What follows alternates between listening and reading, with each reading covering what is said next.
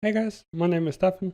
Welcome back to another video. For those who have never seen my channel before, I am a Diana main. I am an administrator on the Diana mains subreddit. I own the Diana mains Discord. I've been playing the champion for 4 years, and I've peaked up to Platinum 1 MMR without playing many games. I was very casual, really. And welcome to my guide. This is my guide on the best runes and build. If you're just here and you want a build that will be okay in almost every game, I will give you that right here. I just missed one item and I can't seem to do this correctly because I always forget an item. So, this is a build that I would recommend to beginners. If you're new to Diana, you just want the build you can go in with. You get the Spellbinder. You start with 2 pots, get Dorans, get a Dark Seal. This stacks and gives you AP. Diana has insane AP scaling. I get the Spellbinder. This helps you roam. You get the boots, obviously Magic Pen. Then you get Death Cap. These 2 items are really core. Death Cap is a very core item on Diana because of her AP ratios. Next, you have a choice from 4 different items. You have Sonya's, which if you're against heavy AD or you just need the Sonya's effect, you go for that. If you're against a full AP team comp or against like Zoe or Syndra or something like that, you want to get a Banshees maybe. If they're building a lot of MR, you get Void Staff, and if they have like a Soraka, Vladimir, whatever, you can get a Morellonomicon. You can take out the Morellonomicon and just use this as your build. This build will work in most games. And if you get really late game and you need a new item instead of boots, you can sell the boots for a Lich Bane. Anyway, so to the proper guide now, I'm going to talk about a few builds and talk you through why they're good. So obviously you want the Doran's Ring for mana sustain when you go to lane. Then on your first back, I prefer to get refillable and Dark Seal. Dark Seal obviously stacks if you get kills and you just snowball harder, and I upgrade that to Medjai's if I get to 10 stacks, because that gives you 10% movement speed if you get Medjai's at 10 stacks, and you will be an Aurelian Soul that one-shots people. It's really nice. So the first build we're going to go through is Deathcap Lich Bane. This is the Suntail build, as people are going to call it. And the reason I put it up so weird, I only put 2 items, since these are the core items to the build, and then we have all the situational items that I will explain later to all of the builds. The situational items I talk about later will be, you can use them in all the builds.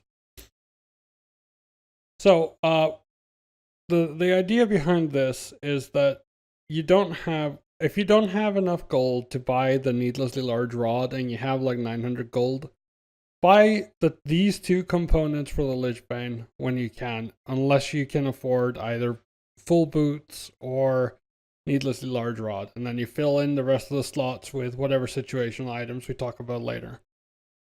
Spellbinder Death Cap, I kind of explained this as the beginner build. Not really beginner, it's the most popular build. I think the most people will do this build on Diana.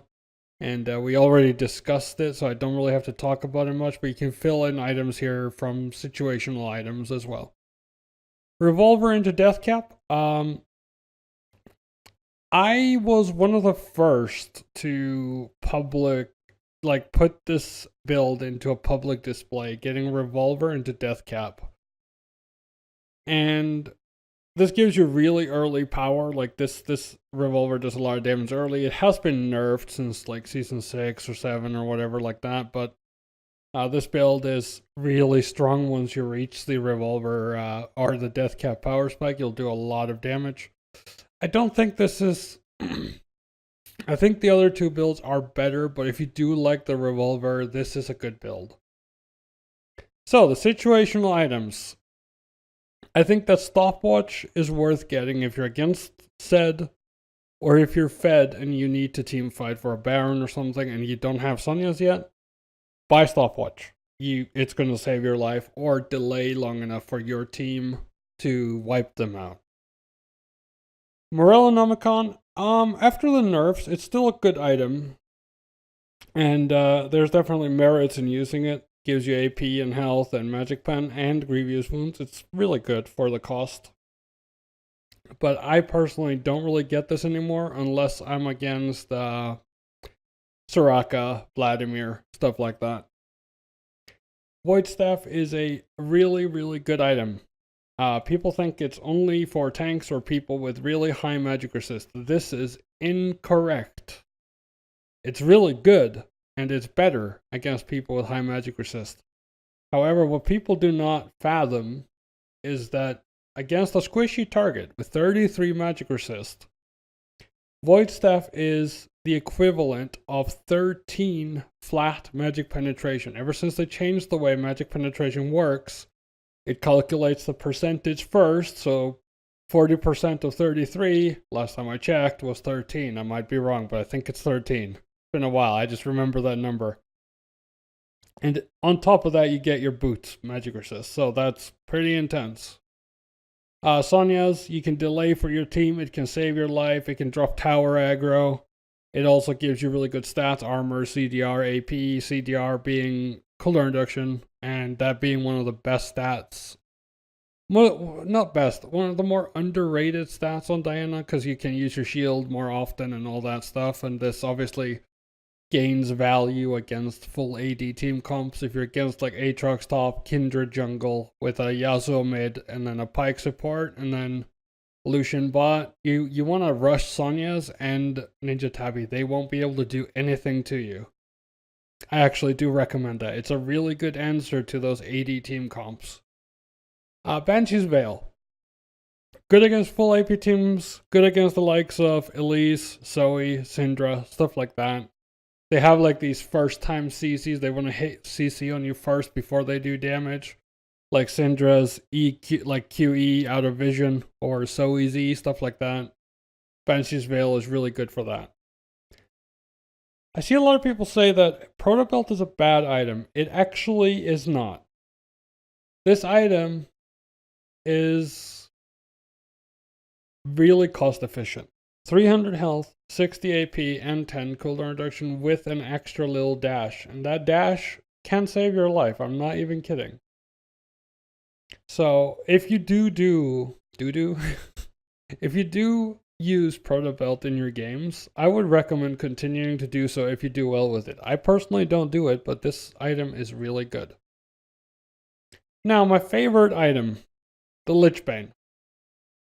A lot of people won't understand why I love Lichbane so much. But think of it this way. Your passive does a lot of damage, right? You want to build AP because you have 2 AP ratios on your passive, 1 on your Q, 2 on your W, and 1 on your R.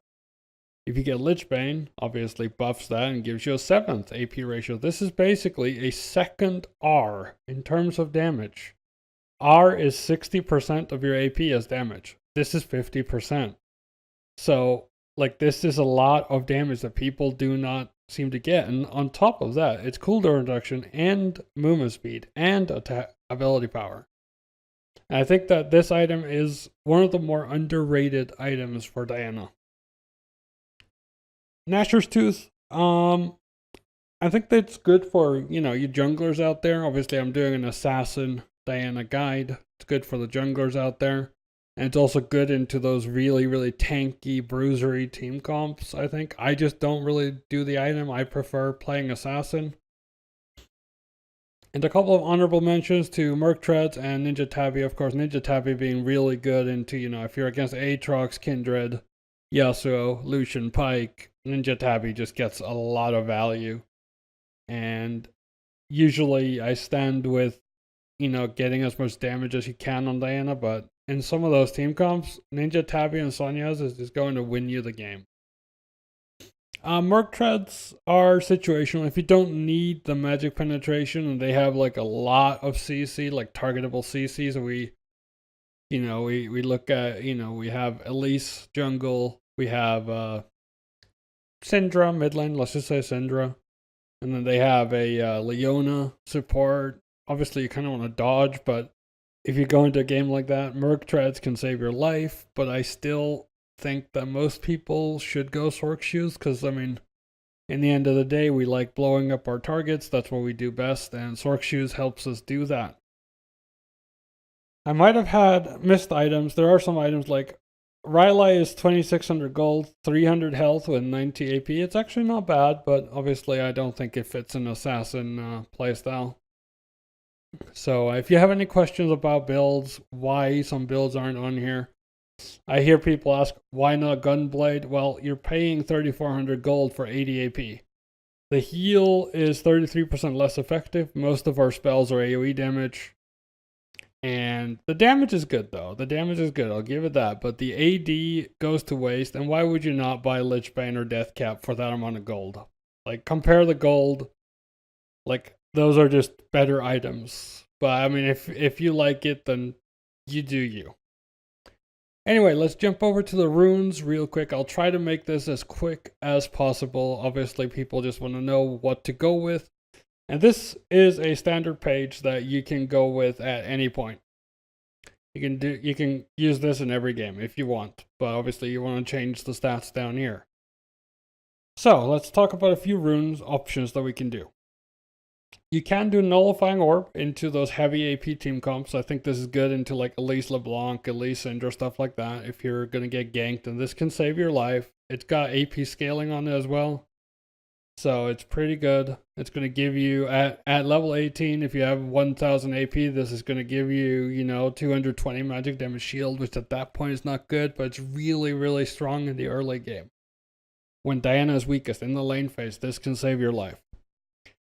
I don't really think Mana Flow Band is needed, but some people have issues with mana on Diana, and if you do, then this rune is fine. Like, you get, mana regen. If you're bad at controlling your mana, then this is a good option. Transcendence is viable after the nerfs of Absolute Focus. If you like cooldown reduction, this is really good. And that's all I can say. If you like cooldown, it's a personal preference. If you like cooldown reduction, you go for it. Absolute Focus, obviously, in an assassin build is the best out of these in this row. And the same goes for Gathering Storm. Because of Diana's AP scaling, these are just really good runes. And the Gathering Storm just gives you an insanely scaling champion. You already scale really hard damage-wise, and this just buffs that. If you need early game power, you can go Scorch. It's viable, it's not bad. And then you change these runes down here based on matchup. If you're against like true damage champs, you can go defense. If you're against AD matchup, you go armor, and then you go MR into, Zoe, LeBlanc, or Syndra, or whatever. So, if you need sustain, you can go Taste of Blood, Ravenous Hunter. I personally prefer going Sudden Impact with Relentless. Relentless Hunter helps you escape and helps you roam. Really, like in the early game, this is really good for roaming. You have this with your Magi and your Spellbinder. You're an Aurelian soul that one-shots people. You're all over the place. But if you want sustain, which I understand, there's a lot of people that really like Ravenous Hunter for Diana, and I understand it's arguably better, but I find it to be personal preference. But the sustain is good, and if you want to get lower cooldown your ultimate, that's also okay. This is really minor personal preference. If you're against if you're more of a defensive Diana player, you can do this page and go Second Wind with Shield Bash or with Bone Plating. But yeah, that's it. If you have any questions, leave them in the comments. I'll try my best to answer every single one of them in as much detail as I can. And if you liked it, subscribe, and I'll see you in the next one. Bye bye.